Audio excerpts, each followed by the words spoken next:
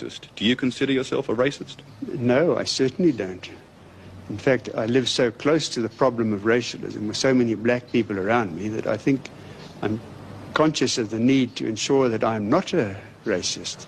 And as a pragmatic person, I can assure you that I am not a racist. It would be impossible for me to go on living in this country, I believe, and to play the part I'm playing if I was a racist. All that we say is, let's have some standards of decency and behavior and civilization, and whatever your color, you can participate. But the fact of the matter is that under the present system, black men in this country don't come up to those standards by the government's measure. Well, certainly there are fewer of them than there are white people. Is Mr. Smith a racist? He is, of course. Clear racist. I mean, he makes no apology about that. He's a racist. How does he express that to you, or how do you think that is made clear by his actions? Well, first, his party, the policy of his party is racist. They believe in white and black. And once a party and the leaders of a party expresses their view in terms of white, in terms of black, then those people are racist. Can you ever accept that perhaps black majority rule will be better done if it's done slowly, that the history of independent black Africa has not been a happy one? No, we're not talking about race here. We're talking about a people getting the right to decide their future. And to say that it should come slowly, it would mean that people believe that the Africans in this country are not as human or equal human beings as the white people. So why does it come slowly? We are saying the population of this country, not just blacks, the population of this country together must make decisions. And that's what we're saying. As for the history of Africa, well, let us look back to the history of Europe. Is it as glamorous as that?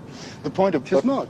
The point I was trying to make, sir, though, was that would not the Africans develop better economically if the white man continues to stay here and hold economic power? Who says the white man must go? We are saying, we're not looking at people as white.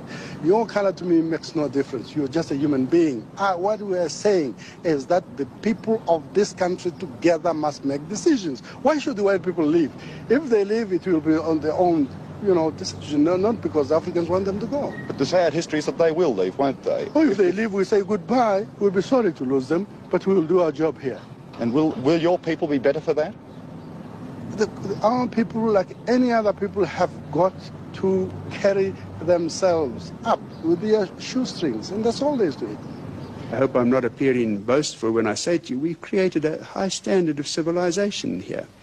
We have actually given our black people more than, for example, the British gave any black people in countries to the north of us that they colonized.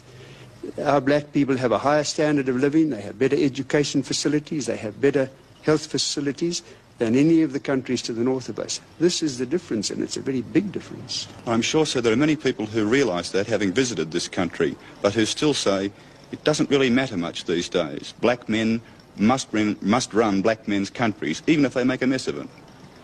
Well, I again say, I've heard that said before. I disagree with it, though. I don't think people should run countries for the worse and make a mess of it. And the second point I make to you is, if it was only a black man's country, perhaps that would be an argument. But you see, it isn't. This is a country for both black men and white men. And that is the difference as far as release is concerned. This is a unique case in the whole of Africa. And I think we must judge it accordingly. We have held our own against terrorist incursions for quite a few years. I think we have proved our ability to contain terrorism. And I think I'm using a mild word. We've got on top of terrorism. We have inflicted severe penalties on the terrorists who've come into our country, and I'm satisfied that we can continue to do that. In fact, I believe our ability to deal with terrorists is improving the whole time. If, though, the terrorist activity becomes more than simply border incursions and heavy armour starts to be used, as it was in Angola,